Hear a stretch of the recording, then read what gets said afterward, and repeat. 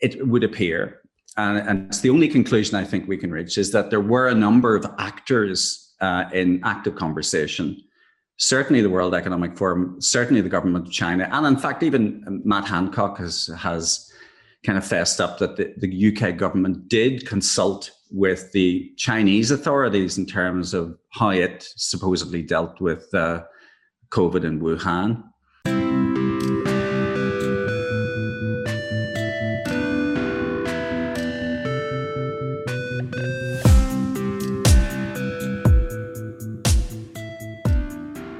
So hello and welcome to another episode of Chatter. Today I'm talking to Jeffrey Peel, who is a political commentator and editor at The New Era, which is looking at how business and society will adapt to the world post-COVID, hopefully in a positive way. So Jeffrey, welcome to the show. Thanks very much indeed, Josh, for having me. Yeah, no problem. So before we start, I have to do two quick plugs. First of all, my book, Brexit, The Establishment Civil War, is now out. You can get it on Amazon, on Waterstones, and on bookshop.org. And also, thanks to our sponsor, ExpressVPN, you can currently get 35% off 12 months of ExpressVPN to protect the privacy of your browsing if you follow the link in the description below. So, Jeffrey, do you want to give us like a little bit of background just on yourself for people who don't know who you are before we get into the nitty gritty? Well, I'm a business person. You know, I've worked in business most of my career. For about the last 20 years or so, I've been an independent consultant, mostly advising larger or growing technology companies. And when you say tech these days, you know, it's kind of a red flag, because obviously certainly big tech is heavily tainted, really, in this so-called pandemic. But the companies I've typically advised are early to mid-stage growth stage companies, and most recently I actually worked with the government. So I was a specialist advisor to the Department for International Trade until December last year. So I did a 3-year stint as on secondment to the Department for International Trade, really helping the department attract companies from overseas, particularly technology companies, to the United Kingdom, because it's obviously a significant market opportunity for them. But wearing my political hat, I've been involved in politics. I describe myself as a failed politician in that I was involved in the Conservative Party in the past. I was an elected councillor when I lived in England. I lived in England for about 10 years in the southeast, and I was an elected councillor in the southwest Hertfordshire constituency in a borough council called Dacorum Borough Council, which took in Hemel Hempstead and Berkhamsted and various other places in a very well-heeled part of the southeast of England. Big Tory majority, and I had a big Tory majority as well when I stood for election there. So I've always been involved in Conservative Party politics. I was active in attempting in the early days to get the Conservative Party to organise and contest elections in Northern Ireland, where obviously I'm originally from. And now live as well. My children were brought up and educated here after we returned from England and the United States, where I also spent a stint. And we were successful, obviously, in getting the Conservative Party to organise here. And the whole purpose of that really was to attempt to normalise the political discourse in Northern Ireland, take it away from the usual parish pump sectarian squabble, and get it focused on more substantial issues. So we were successful in getting the Conservative Party to organise, less successful in getting the Labour Party to organise, which obviously has never contested elections in Northern Ireland. But nationally, I've always been interested in Conservative Party politics. I've rubbed shoulders with a lot of Tory politicians over the years, and also been involved in some of the free market think tanks as well. I would describe myself as more of a libertarian than a conservative. You know, I'm economically libertarian and liberal. In fact, I'm a classical liberal. And on social issues, I would be very liberal as well. So I'm fiscally conservative, if you like, and socially liberal, which I suppose is a kind of bad definition of a classical liberal or libertarian. I mean, that definition is one that I think is becoming more crucial in probably just in the last year, or more prevalent. I heard very few people before 2020 in modern politics decide to describe themselves as a classical liberal. It was very much, we would just sort of split between that, like left, right, like socialist versus conservative divide. And the word liberal had kind of been co-opted a little bit by the left almost, which was, fine for when all of their policies seem to align. But then the last year has been, a little difficult. I wanted to quote actually Benjamin Franklin here really quickly, who was probably a very, very well-defined classical liberal in himself. And he said that those who would give up essential liberty to purchase a little temporary safety deserve neither liberty nor safety. Now, I asked you on here partially to talk about the idea of the vaccine passports. Now, that seems like a pretty good place to start. And is it right for us to give up that sort of freedom of movement without, requiring our papers essentially, or our COVID status certification, I think, as Boris is describing it at the minute? Is that something we should even consider allowing in order to, as we say, purchase a little safety? No, clearly not. And I'd even take issue with the word safety. We have all been taught by our parents and society at large to lead our lives in ways which ensure that we have a relatively safe life. And we have created institutions that are focused on safety, and also professional associations and so on. But when the government tells us what is safe and what isn't, and we don't necessarily agree with their definitions of safety, it becomes an act of oppression, really, if they decide to plow on regardless. Now, it may be that as a result of their own propaganda and fear peddling, that a very large swathe of society believes that the government's definition of safety is the correct one. But that doesn't mean to say that we all do by any stretch of the imagination. A very, very large number of people in the United Kingdom believe that the government's approach to the so-called COVID-19 pandemic was and is totally inappropriate. Individuals should be allowed to determine themselves the degree of risk that they're willing to tolerate. And many people believe that actually COVID-19 no longer really represents much in the way of risk.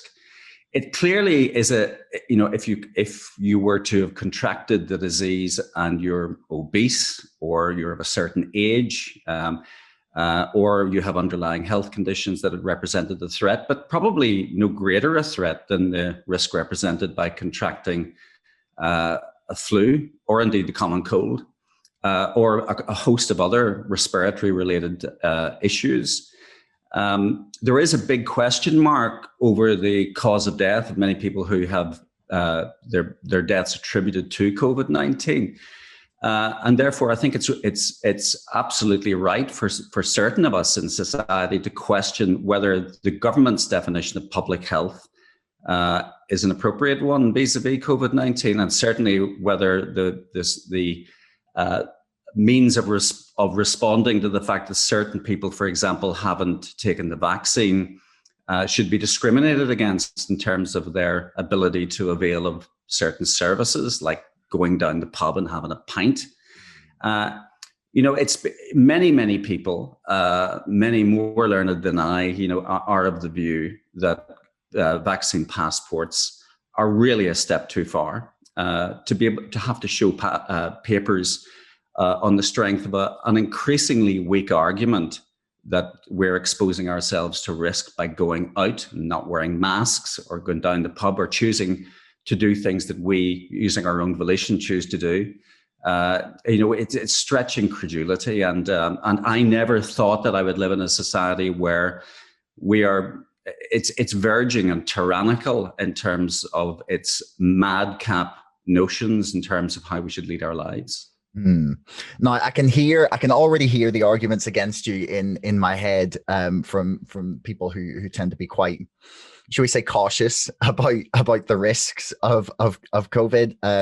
Like the death rates, I think will, whether they are accurate, will come out in the public inquiry or in the lawsuits that are currently being filed by relatives of people who were unable to see their dying family members, because they were attributed to have had COVID. And I know there's progress sort of that on that moving through the courts, but I'm not keen to get into that as much as I am into, like, what would your response be to people who say, okay, so we've had a lot of people die from this, purportedly, and well, according to the figures anyway, like the death rates are a little above the 5-year average. There's again dispute as to whether that's because people have died because of COVID, whether people are not getting treatment because they're scared to go to hospital.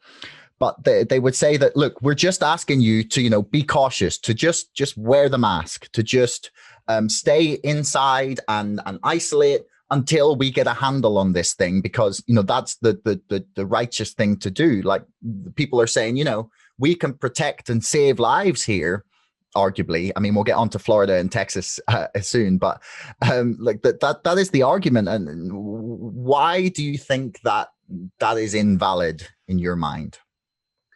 Well, it's not invalid. I think most of us, when the lockdown was announced over a year ago, were of the view that, yeah, we'll give it a try and see if this has any impact.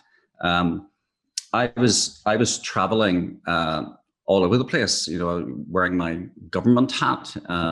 And I was in Helsinki running a business event, and was on my way back to the UK. And Helsinki airport was deserted by that stage. Flying had all but stopped, and we all had the feeling that something foreboding was about to happen. Our kids, both my children who are grown up, live in England, and we had brought them back home because we felt that something was going to happen. And obviously the announcement happened that we were going to have lockdown. But of course, again, it's been widely stated that, it was widely understood at the time that we thought this was going to be a short-term measure. And now we're over a year away from that position, that announcement, and we're still in this ridiculous lockdown. Certain parts of the United Kingdom are in lockdown, and we've got no roadmap for getting out of it yet. Northern Ireland being the case in point, it's absolutely absurd. We have elected representatives who do not give a damn about the fact that people's livelihoods have been utterly and completely destroyed. They don't give a damn about the fact that we can't go on holiday and get the vitamin D that we need in order to go on a sunny holiday.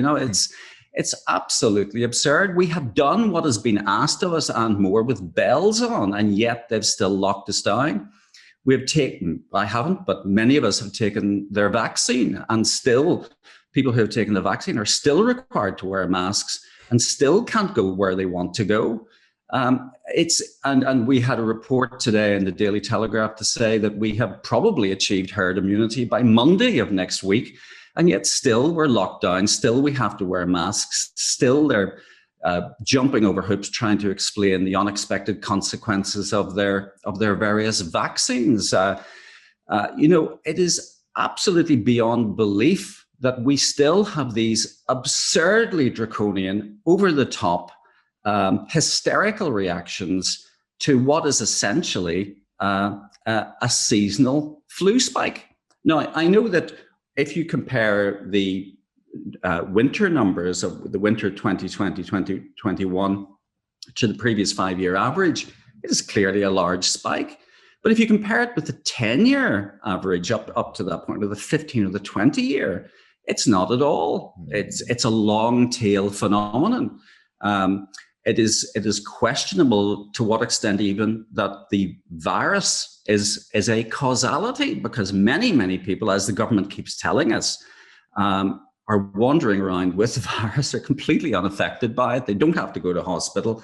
They don't have to get any medical treatment. That's certainly not going to kill them. It's certainly not going to kill any young people if they contract this so-called pandemic virus. So could it possibly be that there are other cofactors at play here that relate to public health? The fact that the government is not referring at all to pandemic levels of obesity.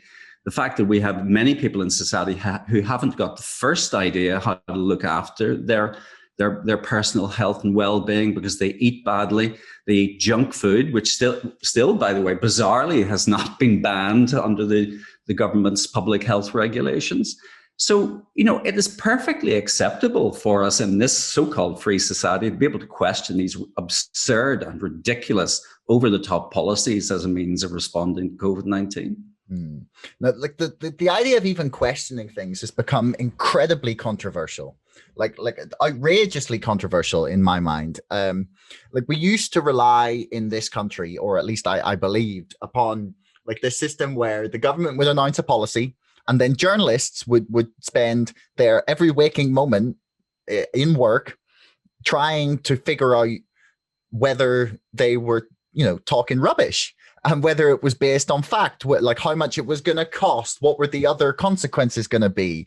And I used to believe that was the system in which we operated. And yet we've come to this position where even stating like things that the World Health Organization say is controversial, and I'm baffled. Like you talked about, we've talked about the lockdowns and the vaccine passports. So last year, the World Health Organization said unequivocally that lockdowns were not a long-term solution. That the consequences of them, whether that's economic, whether that's people's isolation, mental health, development and learning of children, like there's a long list of other like consequences of it, where they said that was not a good long-term solution, and we ignored them. Then today I saw they came out and said vaccine passports are a horrible idea for not just for like domestic use, but even for international travel. They have come out against it.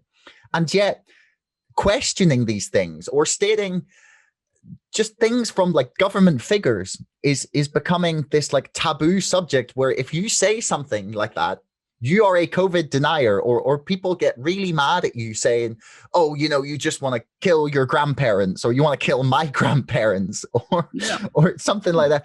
Like how are we meant to respond to this? Because the free debate, expression, discussion used to be one of the like founding principles of the developed world. And yet we've just decided on this topic, it's just not allowed. Yeah. It appears not to be. I used to appear quite a lot on the media as a kind of social, certainly a business commentator, but also on political issues as well. And I was interviewed by the BBC. I think it was 18th of December last year, and it was the first and last time that I appeared in the BBC to discuss this issue, because what I was saying was completely anathema and deemed to be misinformation. It was only my expression of my opinion, something which the BBC seemed to want. I could show you a stack of little slips where they pay me my £50 contributor fee, literally that thick of contributions that I've made over the years. And then suddenly that came to a halt because my opinion was deemed to be beyond the pale and completely unacceptable. But the same thing is happening even in social media as well, obviously. We assumed, I suppose, that when this happened, when the BBC became just a sort of broadcaster apparatchik for the government, that we at least could resort to social media. But of course, the same thing is happening there.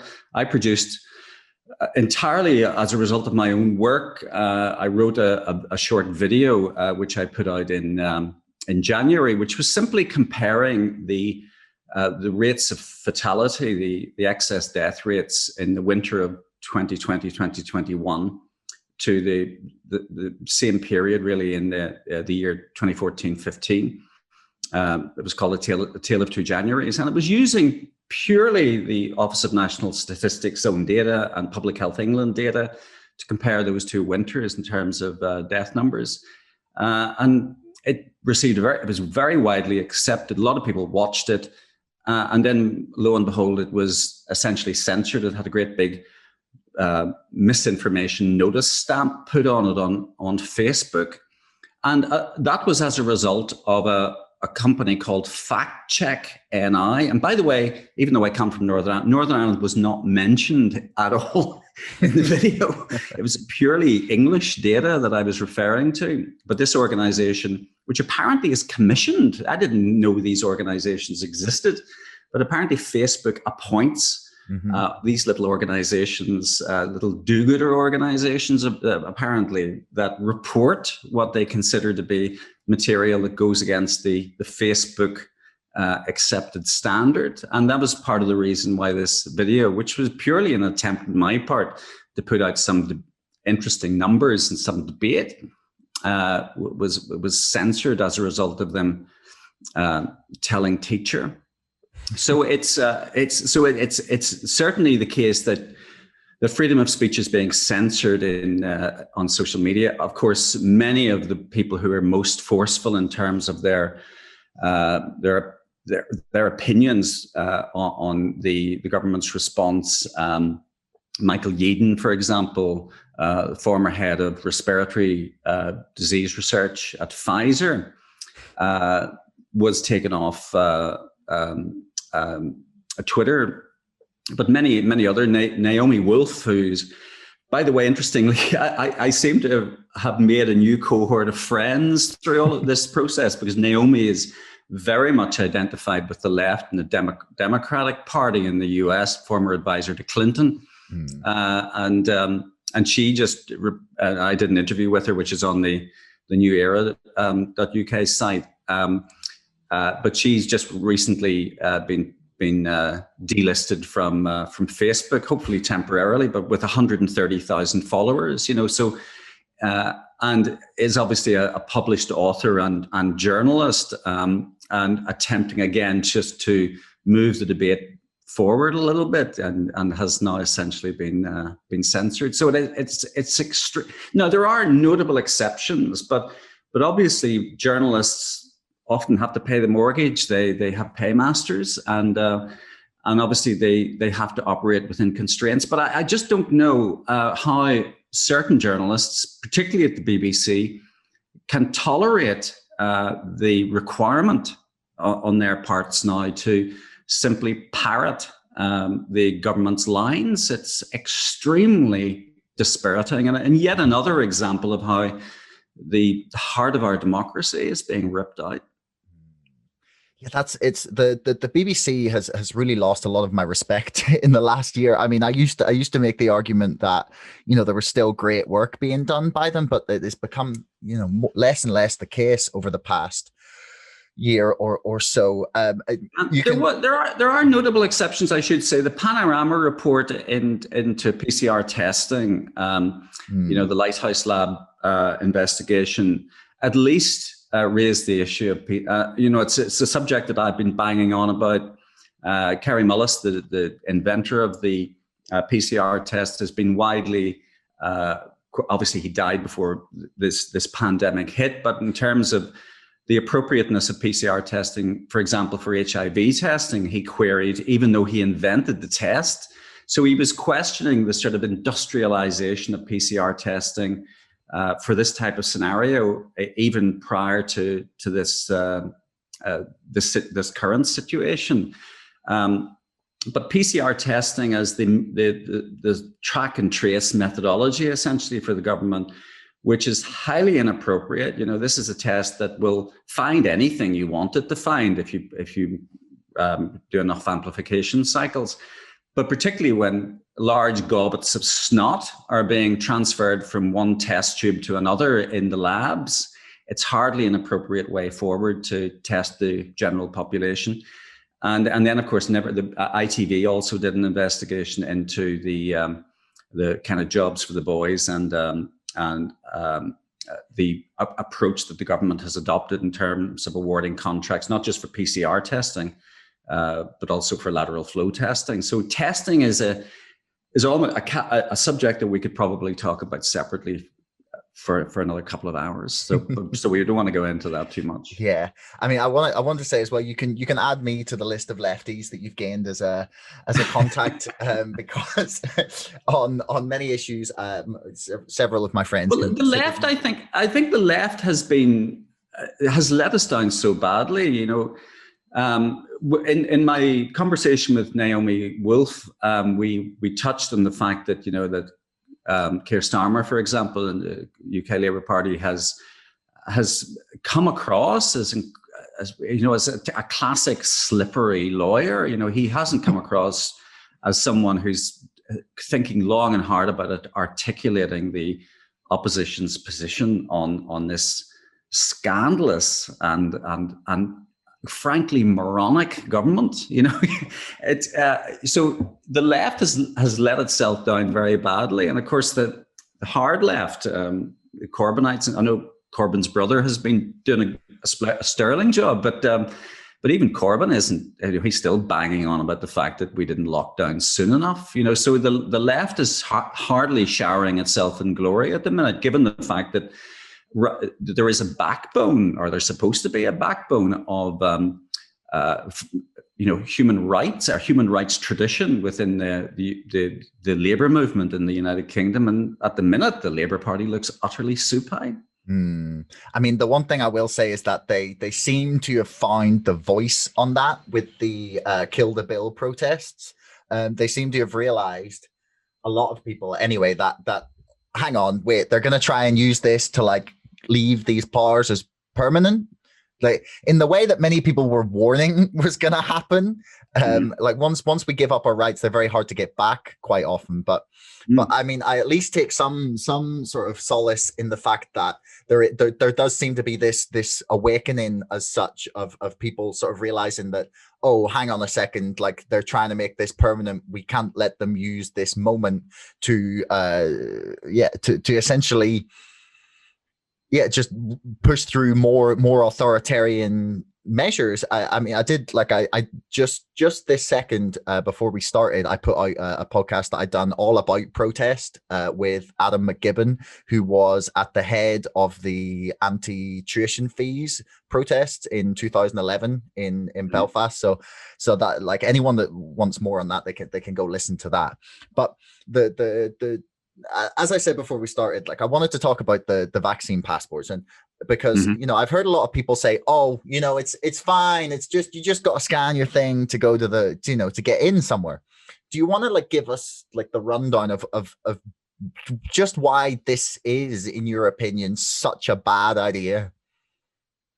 Well, you only have to look at what's happened in the United States. You know, ironically, and again, who will actually, of today, they said that they will not do vaccine passports. Yeah, absolutely. And you know, the fact is that Florida, unfortunately, it has appeared to create the bifurcation between, if you like, the true Republican Party, not necessarily the Trumpian Republicans, and the Democrats, in terms of the states that are more likely to open up, and certainly the states that are not willing to accept draconian vaccine passports or identification protocols, or what is it? Michael Gove calls them a certification system in COVID status. And interestingly, on that point, Gove initiated a consultation exercise, and I spent quite a bit of time penning a response to that consultation exercise. Literally within hours of the consultation closing, the government was already suggesting or mooting, and of course it heavily leaking, I should say, to the media, the fact that it was considering the use of passports in the United Kingdom, maybe for large sporting events, but possibly not to go down the pub, etc. But the fact was they were crossing that chasm. They were crossing that Rubicon, and they didn't need to, because there was a clear precedent. The United States, which hopefully is finding its mojo again, is finding its freedom. A number of the biggest states, such as Texas, and honestly, Josh, I am of the view that this could actually result in increasing demands for certain US states to secede from the union. Texas is the most obvious candidate. Texas can ease, despite the energy crisis it got itself into, admittedly caused by a big frost, but Texas could secede from the union and could perfectly capably go it alone. And of course, Texas decided to, I think it was the first state to drop the requirement for wearing of masks in public places. The governor made clear that he would not be pursuing passports, and Florida as well. And of course, as you would expect, because we've been looking at the situation in Sweden, there hasn't been any spike in cases because the government has not put together any compelling evidence whatsoever that people meeting in public places are contributing significantly to the spread of COVID. In fact, asymptomatic spread has never been actively proven. There has been no peer-reviewed papers produced. There incidentally has yet to be a cost-benefit analysis produced for lockdown in the UK. The government has been wittering on about the fact that it's going to produce one at some point. I think it produced some shambolic paper, like a bit like Blair's dodgy dossier, but it hasn't really produced any cost-benefit analysis for lockdown. And it certainly has no moral justification or empirical justification for introducing passports. The other thing is the public mood. I cannot believe, and I'm saying that if Ben Page of Ipsos Mori is watching this, I really do question whether there is public acceptance for COVID passports. There isn't. Everybody I speak to, and admittedly, I do operate in a bubble. We all do to an extent. We tend to sort of seek out people who corroborate our viewpoints. We've all been breaking COVID rules by having dinner in each other's houses with people who are of a similar worldview. But despite that, I am absolutely convinced that there is no popular mood in the United Kingdom to support passports, because everybody who is vulnerable has been vaccinated. And if the government is correct and that this vaccine has efficacy, why the hell does it need passports? Why do we have to show a passport or show the fact that we've been vaccinated if the most vulnerable people are already vaccinated, or indeed the vaccinated vulnerable people who are concerned are probably still at home? So why should the rest of us not be able to go out and get on with our lives? So it is at the most fundamental level, the most appalling act against freedom that this rag-bag collection of politicians have ever come up with. We have never had anything like this. Never. Even in Northern Ireland, during the worst of our troubles, the IRA was bombing the hell out of the centre of Belfast, and loyalists were shooting up random people in Belfast. We were not ever inclined towards introducing a scheme whereby we couldn't go down the pub and talk to our friends and try to get out of the misery that was being inflicted upon us.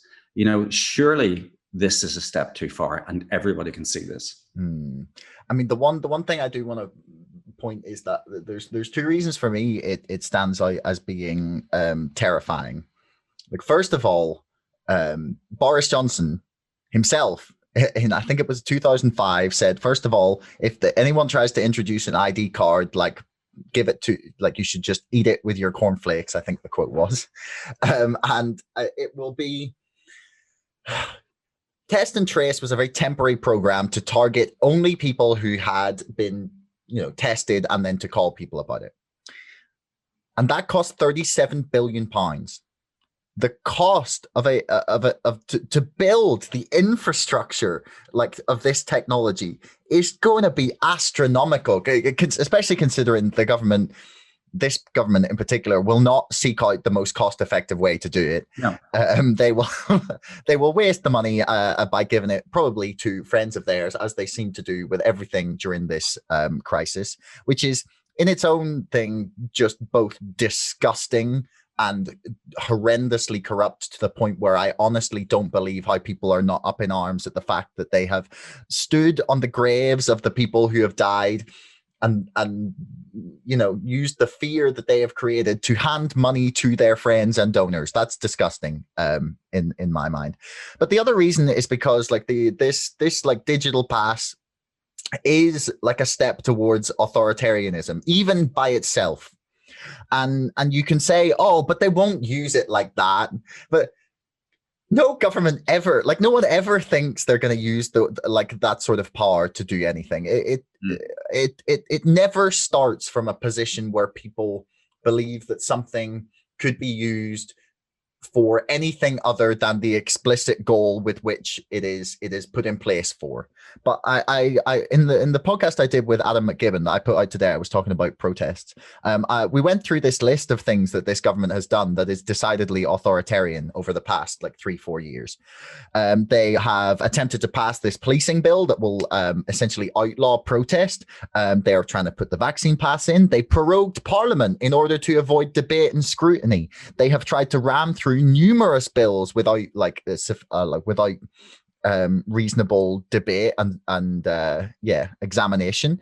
They have fought with many journalists, refused to appear both on Channel 4 and Good Morning Britain on separate occasions because they didn't like their style of journalism and their lines of questioning. They turned the UK government website into a data harvesting exercise. They have tried on numerous occasions to expand powers of policing. They've put gag orders on NHS staff. There's reportedly a blacklist of journalists who use Freedom of Information Act requests, and they've attempted to just not fulfill Freedom of Information Act requests as possible. They have made strikes more difficult. They have been held. Theresa May and her government was held in contempt of Parliament for the first time in I don't know how long. The problem is not when you view it as one action. It's like, for me, the problem is when you view it as part of that whole body of decidedly authoritarian moves. Yeah, I would take issue with you a little bit in that I don't think that this is necessarily a draconian conservative party, or that there is a sort of vein of authoritarianism running through conservatism, and certainly not the bit of conservatism that I was involved in. But then I was always involved in the sort of libertarian strand of the party, and of course they still exist to some degree. But that would be represented, obviously, in terms of some of the prominent members of some of the kind of fringe groups within the party. But I wouldn't necessarily agree with your point about Theresa May was in a situation where she couldn't get anything done because essentially she was running a minority government, so she couldn't get a mandate and that's why the election happened.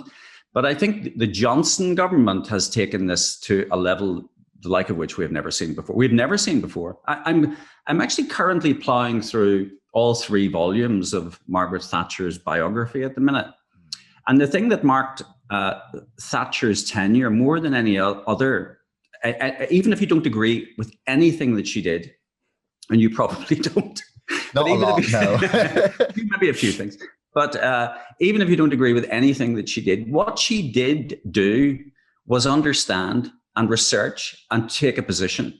Johnson doesn't. He's very, very stupid. And he is incredibly disorganized. And we had an insight into that when, for example, some of the infamous Eddie Mayer interviews, the car crash interviews. In fact, I just tweeted one this morning, the one in 2013, where Mayer said to him, "You really are a nasty piece of work, aren't you?" Because he comes across as someone who is, one, hapless, but two, verging on psychotic in terms of his self-interest, and he's a liar. And we've seen many instances of that in this administration, where he has literally said one thing one day and said the diametrical opposite the next, where he's consistently lied to Parliament and to the British public. He's said that something is not going to happen, and it happens. And in fact, people who are often tainted by the BBC and labelled as conspiracy theorists often they have told more truths during this debacle than many of the things that have come out of Boris Johnson's mouth. You know, in this era, conspiracy theorists are often the ones that are coming out with the most interesting anecdotes and forecasts, because frankly, the government's own forecasters have been liars. They have been using dodgy data and dodgy dossiers, the like of which we have never seen. You know, the 4,000 deaths per day in the second wave. You name it, they've come out with every which way of dodgy data. And to some extent, that relates to the point I was making earlier about the paymasters. You know, Imperial College London, supposedly one of our finest academic institutions, being paid every which way by the Bill and Melinda Gates Foundation. And I'm not talking here small, sort of £250,000 grants, millions and millions, and recurring grants of multiple millions. The BBC itself saying that it only receives 1 or 2 million, from the Bill and Melinda Gates Foundation. Its charity wing received a grant of over 20 million from the Bill and Melinda Gates Foundation, and which it only recognizes, by the way, when the money it's over a period of several years. But the fact was that it got a tranche of well over 20 million from Bill and Melinda Gates. Ipsos Mori, that I mentioned earlier, the polling organization, taking over 2 million in grant. What is a commercial organization doing taking grant support from the Bill and Melinda Gates Foundation?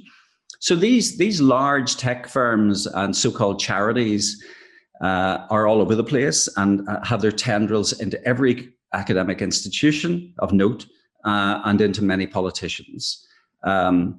The leader of the opposition, Keir Starmer, is a member, a former member of the Trilateral Commission, which is very close to the World Economic Forum, which in turn is very close to the Bill and Melinda Gates Foundation. And these are the things that were being said by conspiracy theorists, which are now beginning to, tax the brains of maybe people who are a bit more conservative with a small c in terms of how they were looking at this current political situation that we're in. And we're now wondering to what extent our elected politicians, their paymasters, are in fact not the taxpayers of the United Kingdom, but other more shady institutions that have a clear and obvious agenda. I mean, I'm not a fan generally of the term conspiracy theorist. I don't like it. I think it unfairly is used more and more to label anyone who is not, it's a good way of shutting them up. Yeah, certainly. Yeah. And it's actually a term that was reportedly coined by the CIA in order to shut people down talking about JFK's assassination. That's when the term first started to be used, which I find hilarious just in its own little thing. But you talked about Ipsos Mori there and their sort of their receiving of money from Bill and Melinda Gates, and you kind of touched as well on attempting to judge the public mood, and that's something I find really difficult, because I can speak to a whole bunch of people and I can look at my admittedly probably echo chamber or bubble online of who I listen to or who I attempt to not live in that bubble, but it's very difficult in a lot of ways. It's we can all fall prey to those kind of like tendencies. But then when I see polls coming out that say 60-70% of the British public are just fine with vaccine passports, coming from the country that as long as I can remember was like against ID cards of any form as like a draconian authoritarian move, like that's always been like the what I've got from the British public, at least trying to look at this. And like ID cards have been repeatedly rejected because of their like the sort of big brother nature of them. And yet we're supposed to believe that 60-70% of the public are fine with like having to scan your phone to go into the shop. It's a well-proven technique. And unfortunately, a lot of the polling, and by the way, I'm a full member of the Market Research Society. I'm a former professional market researcher, and I've worked for two of the world's largest market research firms. And indeed, I used to be a director, a vice president in a US agency that was a sister agency of Mori, as it was in those days before it was acquired by Ipsos. Now, a lot of market research firms and polling firms have their own paymasters, namely their clients.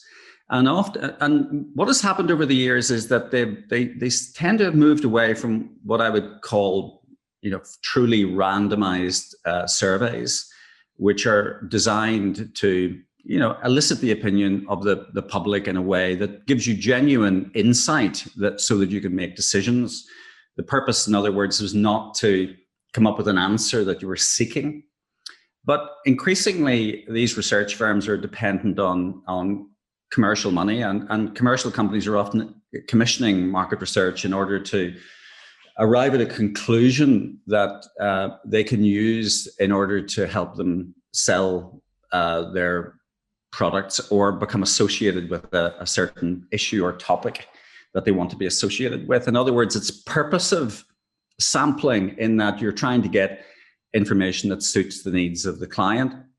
And this has given rise to a type of questioning, which in fact, in the Market Research Society itself has come up with this term, which is a question which is designed to what is called invite a truism. In other words, you ask the question in such a way that the only obvious answer is to answer yes or no, for example, where you get a very high percentage of yeses. So, for example, the question can be framed in a certain way. And I'm not suggesting that any of the agencies have framed the questions in these ways. I haven't looked at the questions in enough detail. But a question could be asked, for example, would you be agreeable to COVID passports or COVID immunity passports, whatever they want to call them, if it results in people having their freedom in order to dine out and go to the pub? Now, everybody's going to say yes to that, not because they're agreeing with the idea of COVID passports, but rather they're agreeing with the idea that they should be let out to go to the pub. So it's inviting a truism. And unfortunately, there are certain agencies that do this a lot. Mori was a case in point. So a few years ago, it did a series of interviews where, for example, it asked the general population to guess as to how many Muslims made up the overall UK population. And it came out with banner headlines saying that, most of the UK population massively overestimates the number of Muslims, which implied that we were kind of looking for Muslims under our beds and that we considered them an imminent threat. When, of course, we weren't. You can't expect the public to know off the top of their heads the overall percentage of the population that is Islamic or Muslim. So it's a very, very sad and pathetic way to ask a question and then use the research data to get a headline or get coverage in the media. So unfortunately, I think that certain agencies have discredited themselves significantly. And I think this nonsense about there being popular support for a passport is a case in point. I mean, there's that classic scene from Yes Minister where he explains how how polling can be misleading depending on the question, which is great. But anyway, Jeffrey, I just one final question here before we finish up, because I'm sure we could talk about this all day. Why do you think that fear has been such a huge part of this entire year? It's been very clear from the way the media have portrayed COVID, from the way the government have portrayed it, and from the way people have responded, that fear seems to be the driving emotion here at the moment. And even from people like ourselves who are concerned about like the government overreach, that's all. Like our responses are also coming from fear ultimately. Like, why do you think that's played such a huge part of the way this entire last 12, 13 months has played out? Because fear is the best means of getting people to do what they normally wouldn't want to do, particularly in this case of giving up their freedom. And the government has been dabbling in kind of the fear techniques for a number of years. A case in point would be the Behavioural Insights Unit, which was created in the Cabinet Office. And again, this kind of pertains to the whole area of research and the use of empirical data to change people's opinions and move them in directions that you want them to go. The kind of whole purposive approach to government. Obviously, the other aspect to this is the involvement of some of these shady international organizations, such as the World Economic Forum. There's some, again, to use that awful term again, some of the conspiracy theorists, we shouldn't call them that, but some of the people who have been theorizing on the idea that the World Economic Forum and the Trilateral Commission are behind all of this, that one of the arguments they've made is that the old concepts of left and right no longer hold. As far as the World Economic Forum is concerned, there's only really three ideas in town. One, that there's a potential pandemic that's going to kill us all, and therefore governments need to respond appropriately. Two, that we need to use centralized digital technologies to control populations. And three, that there's an impending global crisis in terms of climate. And these are the three kind of main tenets of government policy going forward. And the World Economic Forum has been peddling this stuff. There are germs of truth in some of it. Certainly, there's no reason why we shouldn't be more energy efficient and so on. But to totally change our entire systems of government and democracy is the stage to which the World Economic Forum seems to have got. And it has got no issues or compunctions about having chats and including totalitarian regimes in this whole approach, particularly the government of China. Now, when I was stranded in Helsinki about to get my flight home, and I thought, and we were on the verge of lockdown. We didn't know that then, but we knew something was going to happen, certainly, that there was going to be a more obvious response by the UK government. But I don't think any of us really thought that the UK government would go to the extent of locking everybody in their homes and telling them to stay at home. And that was, it would appear, and it's the only conclusion I think we can reach, is that there were a number of actors in active conversation. Certainly the World Economic Forum, certainly the government of China, and in fact, even Matt Hancock has kind of fessed up that the UK government did consult with the Chinese authorities in terms of how it supposedly dealt with COVID in Wuhan.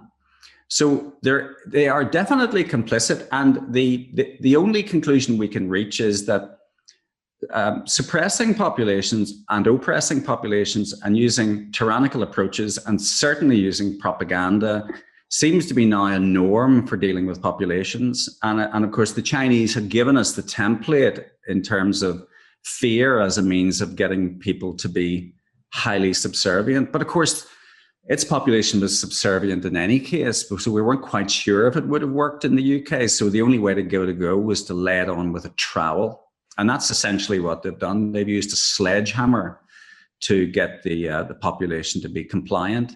And of course, it's very difficult to come up with strategies to be non-compliant, because you can't get out, you can't go to the coffee shop, you can't meet people face to face, can't travel.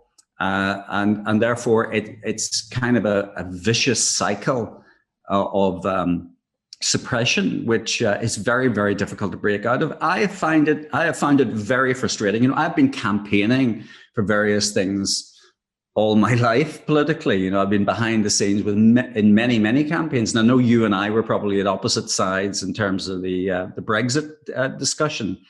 But there, I was involved in all the I know there's been a lot of talk about social media's involvement in the Brexit campaign, but I was involved in the very basic stuff of organizing meetings, and very large meetings where people put together an argument. I was involved in the organization of a debate in Belfast with the business community, where we debated both sides. I invited prominent spokespeople from both sides of the debate to debate, and we did an online poll, et cetera, et cetera.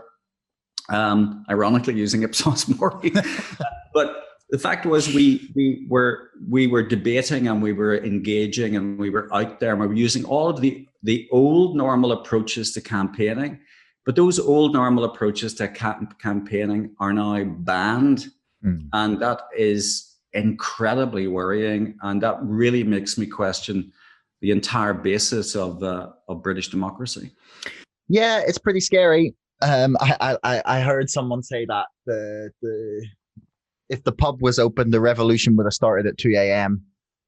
Which really cracked me up. It would have started outside a kebab shop, probably. I know, you're right. But that's what makes it. And here, of course, in Northern Ireland, we have a bunch of people who were elected, really, as they always are elected here, simply on the basis of whatever sectarian camp they're members of. We never really, and I think they were elected largely because we never really expected them to do anything of any import. Wow. Politicians are fine. I can't remember who it was, but the best form of politics is masterly inactivity. We really don't need governments to do much, because when they do it, they're terrible at it, as we've just witnessed. They're terrible at science, by the way. There's a wonderful blogger in the US, a guy called Scott Laughlin, who writes a lot about science and just how bad government is at it, and has been very bad at it really since the 1950s. So, and as a result, they have to buddy up with large science-based organizations to get reflected glory. The idea of a government scientist is an oxymoron. There's no such thing. And to be advised by government scientists in terms of policy is the road to ruin. I mean, I find it very difficult to swallow being lectured on science by the DUP.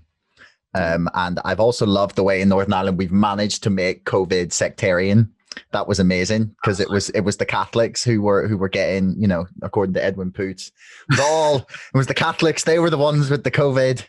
And so I was just like, wow, this is amazing. Like, I actually didn't think it was possible, but we made it about orange and green. So I was stunned, and honestly, fair play to the mental gymnastics that they had to do to get there. That's I hope they warmed up before they did that.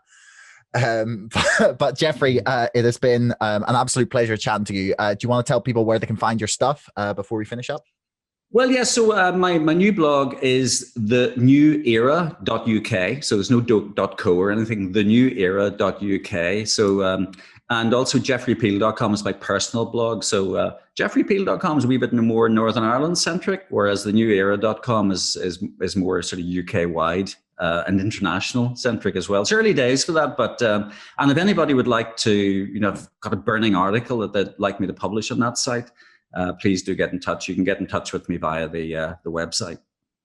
Fantastic. I will stick links to the stuff you've just mentioned and everything we've discussed, including like donations from the Bill and Melinda Gates Foundation, government stats, World Health Organization announcements, everything we have discussed, I will link, because I'm going to source everything in case YouTube decides that they don't like this discussion, which has happened before.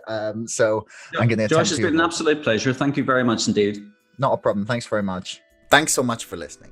If you enjoyed the show, please subscribe, follow me on Twitter, or sign up to our mailing list. Thanks a lot to our sponsor, ExpressVPN, the #1 most trusted VPN. Get lightning fast connectivity with servers in 160 locations across 94 countries. Keep your browsing privacy safe with ExpressVPN and get a 35% discount on 12 months of ExpressVPN when you follow the link in the description below. Don't forget, my book is now out and available to order on Amazon and on bookshop.org. That's Brexit, the Establishment Civil War. And most importantly, thanks for listening. We'll see you next time.